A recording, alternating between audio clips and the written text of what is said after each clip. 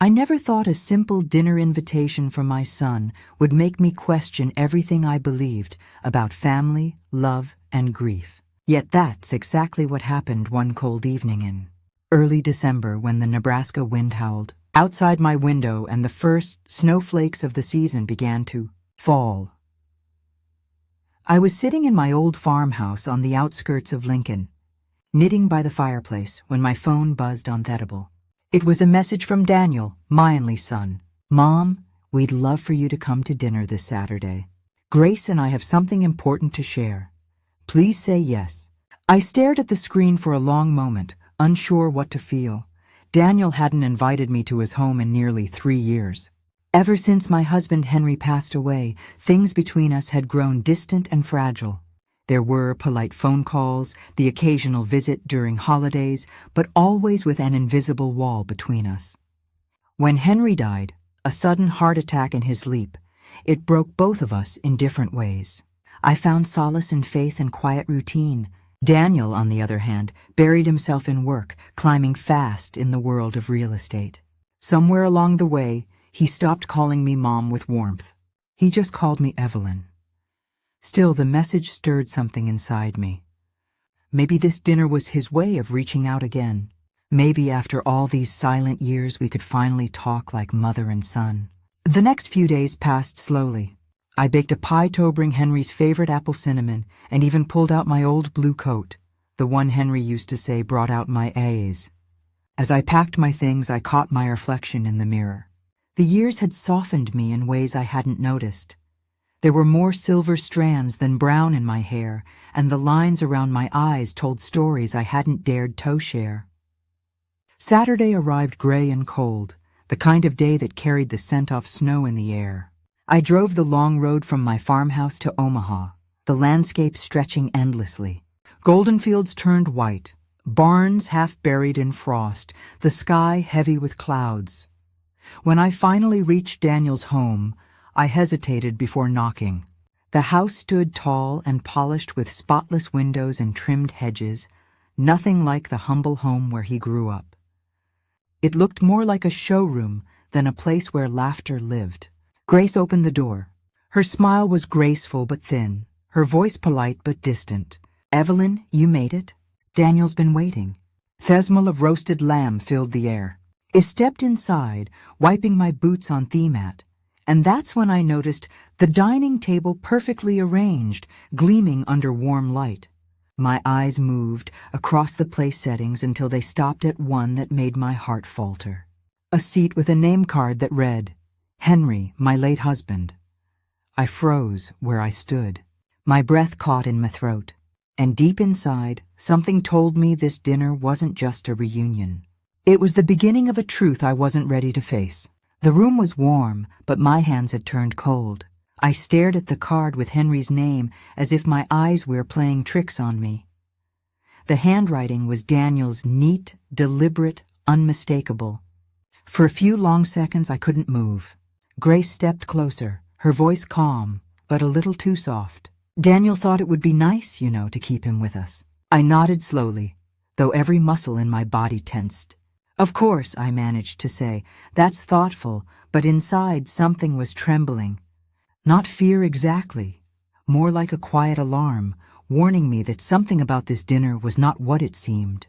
Daniel appeared from the kitchen, his sleeves rolled up, his face flushed from the heat of the oven. "Mom," he said brightly, as if everything were normal. "You're here. Sit down, please." He walked over and hugged me firm, brief, businesslike. Not the kind of embrace a son gives his mother, but the kind a man gives an acquaintance.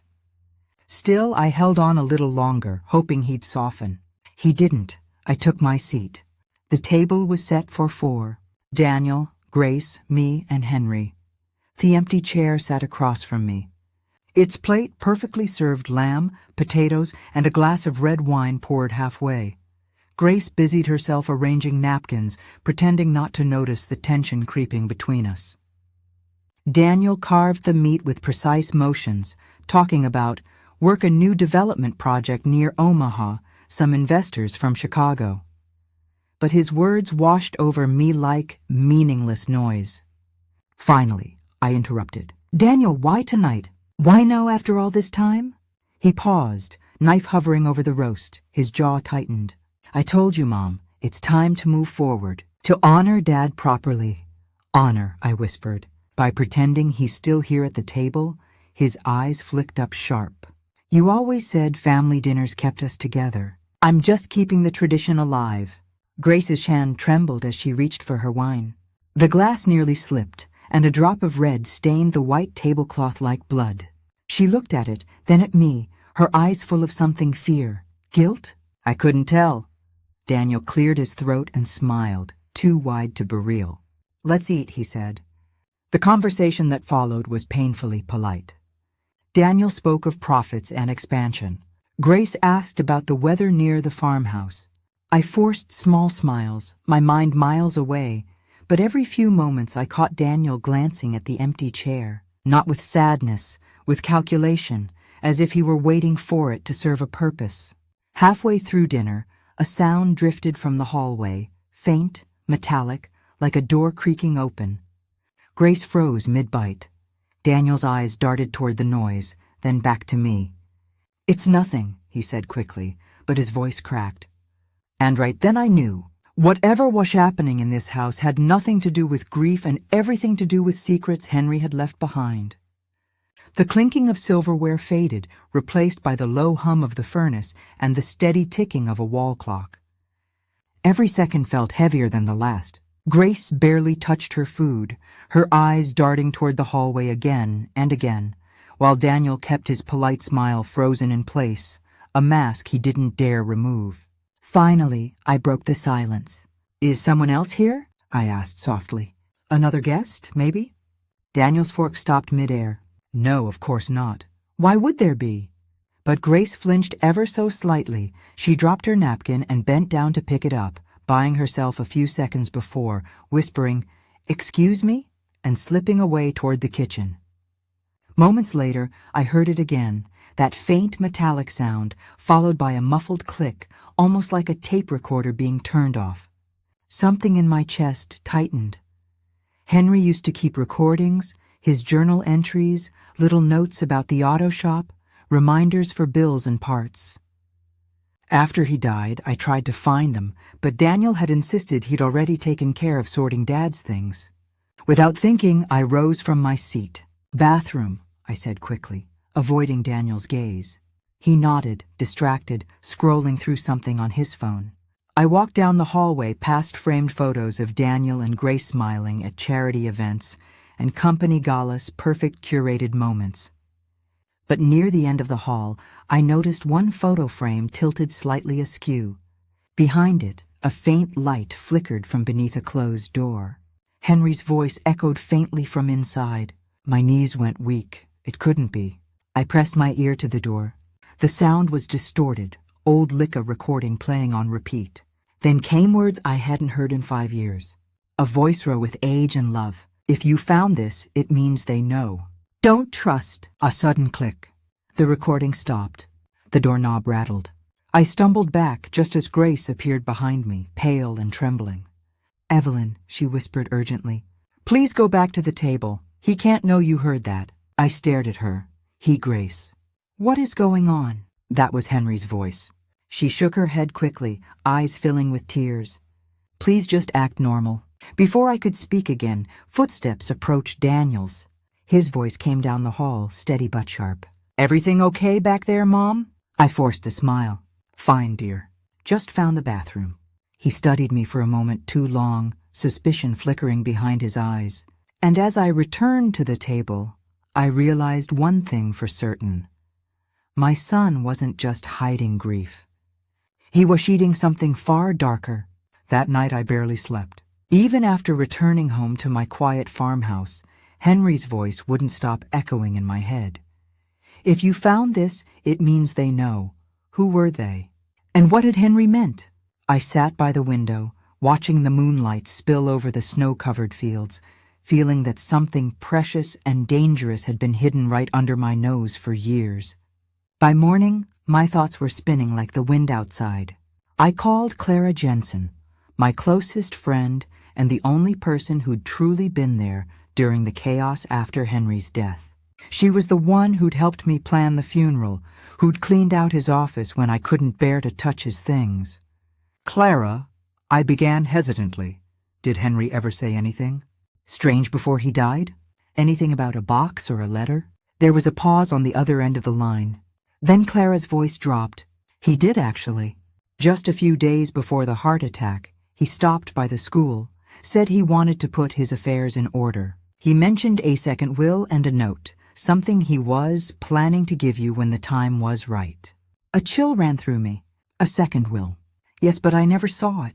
He said he was keeping it safe until he could clean up some mistakes. Clara sighed. Evelyn, I thought he was just being cautious. You know how Henry was about responsibility. But now the pieces didn't fit the way they used to. Henry had been strong, healthy, almost stubbornly so. His sudden heart attack, the missing tapes, the perfectly staged dinner table, none of it felt natural anymore.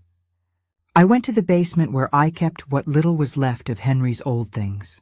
His toolbox, a few photos, the fishing gear he never used after Daniel left for college. And then I saw it, a gap on the shelf where his metal lockbox should have been, gone. I remembered it clearly brushed steel engraved with his initials. He used to keep family documents inside, insurance papers, the deed to the farmhouse, and yes, his will. After his death, Daniel had handled the estate paperwork and insisted he'd filed everything securely at his office. But if Henry had made a second will, one Daniel didn't want anyone to see, that could explain everything. I sank to my knees, pressing my hands to my face. My heart pounded with realization and dread. Daniel wasn't protecting his father's memory. He was protecting himself. That night, Clara called again. Evelyn, I've been thinking. When Henry mentioned that will, he also said one strange thing, that if anything ever happened to him, you'd find the truth in his own words.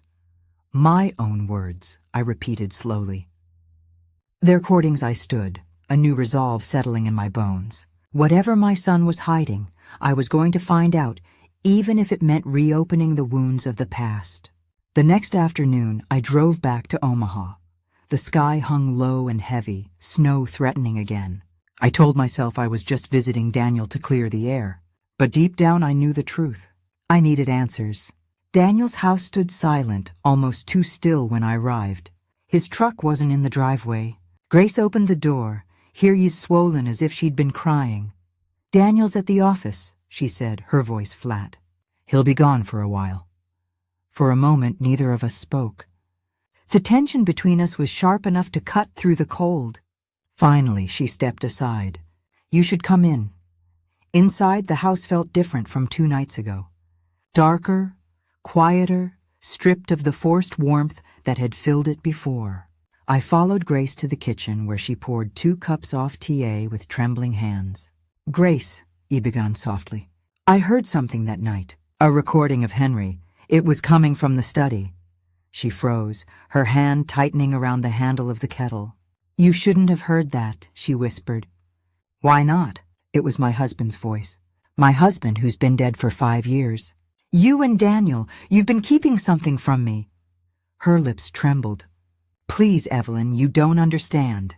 Then make me understand. We stood there, the air heavy with silence. Finally, Grace nodded, tears glinting in her eyes. Had kept it on his desk, she said, in the top drawer. Daniel listens to it when I'm not around. I didn't wait. I walked down the hall to Daniel's office, heart pounding. The door was unlocked. The study smelled faintly of Henry's old aftershave, a detail that hit me like a ghost brushing past. On the desk sat Asmol digital recorder labeled in Daniel's handwriting. Dad's messages. I pressed play. The static hissed. Then Henry's voice filled the room, calm but tired, as if he'd known this moment would come. If you found this, Evelyn, then I didn't die the way you think I did. I need you to know the truth. I discovered something about Daniel, about the shop, about the money. I tried to protect him, but I couldn't cover it up anymore. He was taking cash, moving it through fake invoices. I told him to stop. He didn't listen. If anything happens to me, look for Grace. She knows. The recording clicked off. For a moment, I couldn't breathe.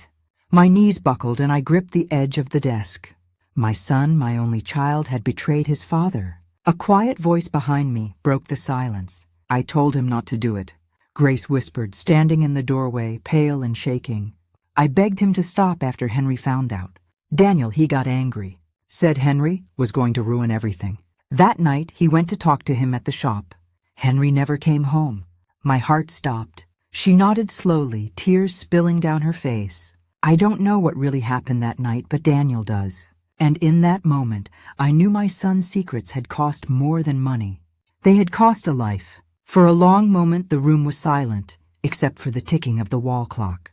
I could still hear Henry's voice echoing in my mind, steady, weary, final. If anything happens to me, look for Grace. She knows now. She had confirmed it. Grace sank into a chair, trembling. I didn't mean for any of this to happen. I thought if I stayed quiet, it would all go away. I took a step closer. Grace, tell me everything. What did Daniel do? She wiped her tears, her voice shaking. After Henry found out about the money, Daniel panicked. He said he'd fix it before anyone else noticed. But that night, he went to the shop to talk to Henry. When he came back, he was pale, his shirt was torn, and his hands were shaking. I asked what happened. He said Henry had collapsed, that he'd called for help too late. Her words hung in there, heavy and cold. My knees nearly gave out. I gripped the back of a chair to steady myself. So, you think Henry's heart attack wasn't? Grace looked away. I don't know. But I saw bruises on Daniel's arm like he'd been in a fight. I felt the world tilt beneath me. Myson, the boy I'd raised with stories and kindness, had lied about his own father's death. The front door slammed. Grace's eyes widened. He's home. Before I could respond, Daniel's voice rang from the hallway. Grace. Mom, what's going on? Grace stood quickly, panic flooding her face. He can't know we talked. Please, Evelyn. But it was too late. Daniel stepped into the doorway, his eyes darting between us. High's expression hardened. What are you doing in my office? I met his gaze, my voice steady, listening to the truth. His eyes flicked the recorder on the desk. For a moment, his composure cracked a flash of fear before he covered it with a cold smile. You shouldn't have touched that. Henry was going to expose you, I said quietly. He found out you were stealing from him. That's why he died that night, isn't it? And Daniel's jaw clenched. You don't know what you're talking about. Then tell me, I pressed. Tell me what really happened. He slammed his fist on the desk, making me jump. You want the truth? Fine. He pushed me too far. I was drowning in debt, and all he cared about was his precious reputation. We fought. He grabbed me. I shoved him back, and then he fell. The words came out in a rush. Half confession, half justification. Grace gasped. I stood frozen, staring at the man who was once my son and now a stranger. You let me bury him, believing it was natural, I whispered. You lied to me every single day. He stepped closer, eyes burning. I did what I had to do to protect this family. You think Dad was a hero? He was a fool. He would have destroyed everything. I slapped him before I even realized it. The sound cracked through the air like thunder. No, I said, my voice breaking. You destroyed everything. Daniel stood there breathing hard, his face flushed with rage. For a long moment, neither of us moved. Then quietly I added, and now I'm going to make it right. The air between us felt electric, charged with years of grief, guilt, and something far darker. Daniel's chest heaved, his eyes wild, as if the truth he'd buried for years had finally clawed its way to the surface. For a long time, no one spoke. Then Grace, her voice trembling bitresolute, said, Evelyn deserves to know everything. Daniel spun toward her. Don't start. But she stood her ground. You made me live with your lie for 5 years, Daniel. Every night I watched you sit at that table, pretending to mourn your father, pretending to honor him. I can't do it anymore. Her defiance seemed to ignite something in him. He stepped closer, towering over her, his voice low and dangerous. You think you're innocent? You kept your mouth shut because you liked the life it gave you. Grace flinched, tears filling her eyes. I stayed because I was scared of you. That was enough. I moved between them, my voice shaking but strong. "This ends now," Daniel laughed bitterly. "And what are you going to do, Mom? Run to the police? They'll never believe you. There's no proof." But he was wrong. Grace reached into the drawer of the desk and pulled out a thin brown envelope. She handed it to me with trembling hands. Inside was Henry's real will, notarized, signed, and dated 2 weeks before his death. The words blurred as I read them through tears. Henry had left everything, the shop, the savings, the farmhouse, not to Daniel, but to me and his future grandchildren. There was a single line at the bottom written in Henry's familiar scroll. "If something happens to me, do not let Daniel handle the estate." I looked up slowly. Daniel's face went pale. "Where did you get this?" he demanded. Grace whispered, "Henry gave it to me. He said if anything ever happened to him, I should keep it safe. I hid it inside the piano bench. You never looked there." For the first time, Daniel looked afraid. His bravado cracked. "You don't understand what you're doing." "Oh, I understand," I said quietly. "You stole from your father, lied to me, forged his documents, and left him to die. But that ends tonight." I reached for my phone. He lunged forward, but Grace grabbed his arm, shouting, "No, Daniel!" The movement sent a vase crashing to the floor. The noise startled him just long enough for me to step back and press the emergency call button. He froze, realizing what I'd done. For a moment, I saw something in his eyes. Not anger, but fear, maybe guilt. Maybe the boy he once was, lost somewhere behind all that greed. The sirens came within minutes. As the police let him out in handcuffs, Daniel turned to me, his voice breaking. "You ruined my life." Tears streamed down my face, but my words came steady. "No, son, you ruined your father's." And just like that, he was gone. I stood in the silence that followed, the recorder still on the desk, Henry's voice faintly echoing once more. "If they ever hurt you, Evie, remember your kindness is your strength." That night, I finally let myself cry, not for the man Daniel had become, but for the boy I'd lost long before this moment. A full year has passed since that night. The farmhouse feels different now, quieter but not lonely. The wind still sweeps across the open Nebraska fields, the same as it always did. But now it carries something softer. Peace, maybe, or forgiveness.